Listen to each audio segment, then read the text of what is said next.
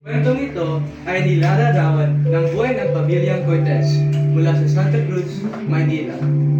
Si Ligaya, ang ina, at isang matalinong profesor ay naayos ng tahimik ang sala. Si Marta, ang kanyang biyenan, ay galing sa Sinean, kasama ang kanilang apong si Rosa at Boy. Tahimik ang. Akala ko maghahaponan na tayo. Opo, Mama. Naantay na lang po natin si Fidel. Pero hindi pa siya bumalik. Sanay na tayo, di ba? Palagi naman siya nagpapadaga sa ospital. Opo, pero nakakapamila lang po minsan yung palagi na lang siya wala. Halos hindi ko siya umuwi. Anak, doktor ang asawa mo. Buhay ang pinagkakatiwalaan sa kanya. Hindi biro yun. Pero hindi na po yung kasama ang pamilya ko natin. Gusto ko na po magkaroon ng panahon yung mga bata na makapagpano na sa tatay. Naintindihan ko naman yun. Siyempre, bilang nanay, gusto kong mas nakakasama anak ko. At mas gusto ko mas nakakasama tayong lahat habang buhay pa ako. Pero gusto lang naman niya gawin anong kaya niya para mabuting buhay namin. Ano lang po din niya gawin trabaho lang yung buhay niya. Tulad po lang sabi niya gusto niya tanggapin yung alok ng trabaho sa Amerika dahil mas mataas ang sweldo. Pero sapat naman na po ang kita po namin dalawa upang mapagbuhay yung pamilya natin. Hindi na po niya kailangan malayo pa at tumalan tayo. Hindi na tayo iiwanan. Hindi na tayo pag-asamahan.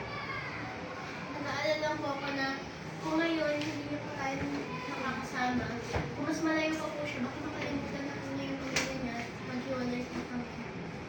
At kahit masundo niya po tayo, gusto ko pong lumaki yung mga bata sa lupa at kulturang kilala nila. Sa bansang isinilang sila. Huwag ka nang mag-alala. Matibay ang puso ni Fidel. At minahal ka niya sa 12 taon na kayo nagsama. Gusto lang niyang gawin kung anong kaya niya para mabuti ang buhay namin. Oh, di ba? Nabanggit mo sa akin yung kalaban niya sa pagiging assistant director. Inaanak ng Pangulo? Opo, si Dr. Ruben. Ay, sa malamang. Yun yung pipiliin para sa posisyon. Pag kasama ng politiko, alam mo na. Mahal, salamat at nakauwi ka na. Papa! Miss ko na paano kayo. Ang saya pinanood niyo. Ang saya!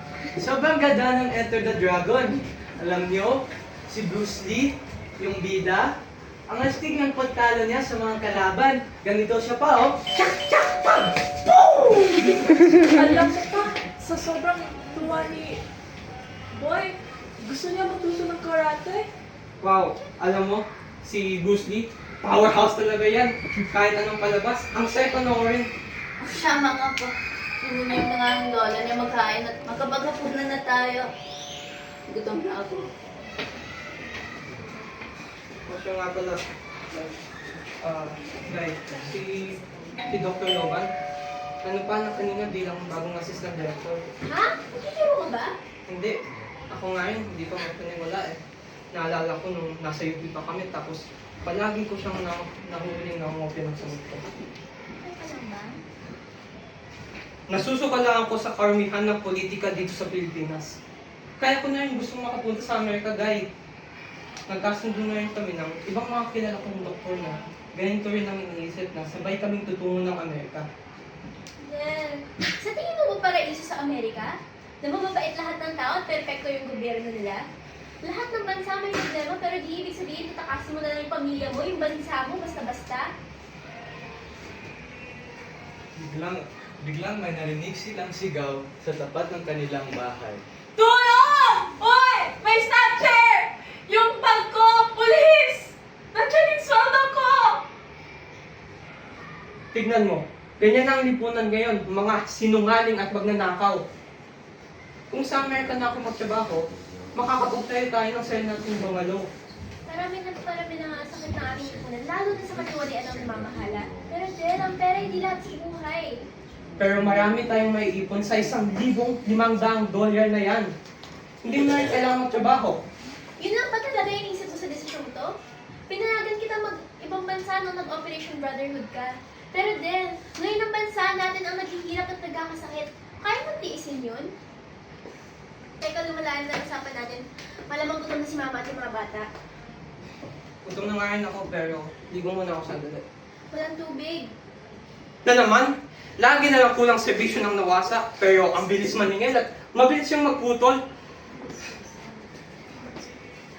Ma, pa, kain na lang sabi ni Lola.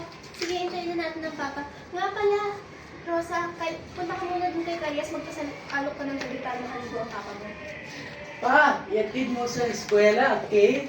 Alam mo, sila Budjoy at Jun, laging hinatid sundo ng mga daddy nila. Tapos, madalas silang namamasyal sa Luneta at Manila Zoo. Oo nga pa, sa linggo, ipasyal na kami sa Luneta Children's Park. Ay, may medical association class sa mundo.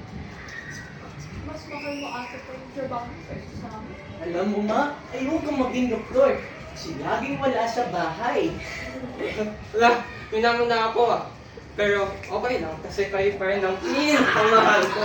Hindi pa pa naman mga artista. So, boy, kung ayaw mo maging doktor, ano gusto mo ba? Politiko. Wow, kung nasa posisyon ka na, anong gagawin mo? Ipapaayos ko ang mga kalye at ipapakulong ko ang lahat ng masasama. Eh, kung na-bribe ka ng hinuhuli mo ng malaking pera, Kahit sino pa yan at kahit gano'ng kalaking alok nila sa akin, ipapakulong ko pa rin sila. Sabi nga ni Lola at ni Mama na masama ang gahamit sa pera.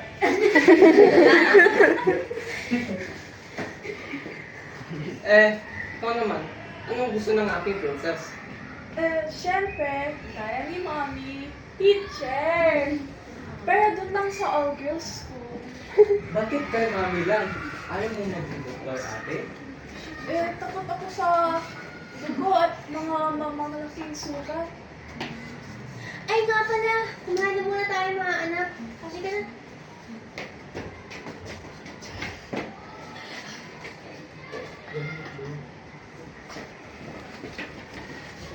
O, di ka na din. Di ka na. Ah! Hala, asan yung mga bata? Mama! Ayaw ko sa dilim! Kasalanan to ng gobyerno? Nakakainis! Kami yung mga kandila. Sabi ko si Mama. Ika, ika mga anak.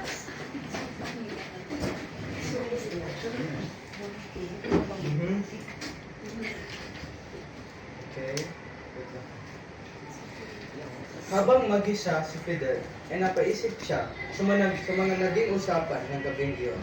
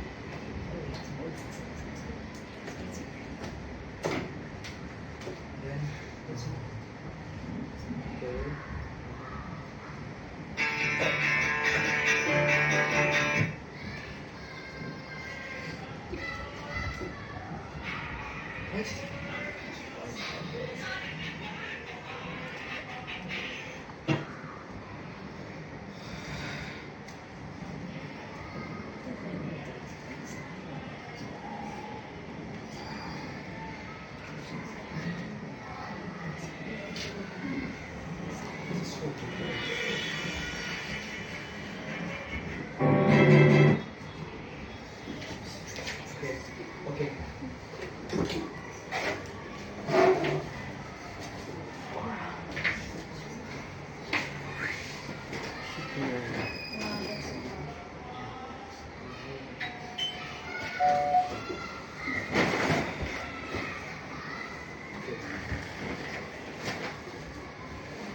Kung natutulog sila,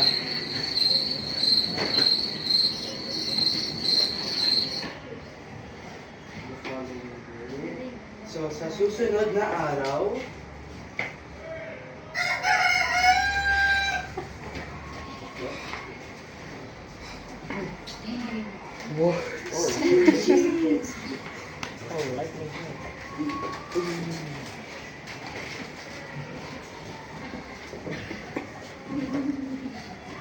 Ano ba itong balitang ito? Ah. Ano ko naman gusto mong balita sa ganitong araw? Maligayang Maligayang kaarawan, happy birthday, happy birthday. Maligayang maligayang kaarawan, happy birthday to you. Grabe. 40 taon ko na, isinilang ko yung puchoy ko na to. Sana magustuhan mo ang mga regalo namin. Pinaghirapan din talaga ng mga batang sorpresa nila. May birthday pa. Nako, thank you mga anak.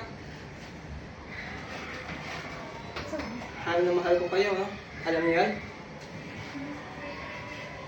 Ah, may gustong sasabi ni Gal sa kanya.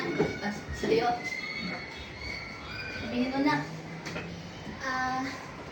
Dahil may magandang biyaya tayong parating.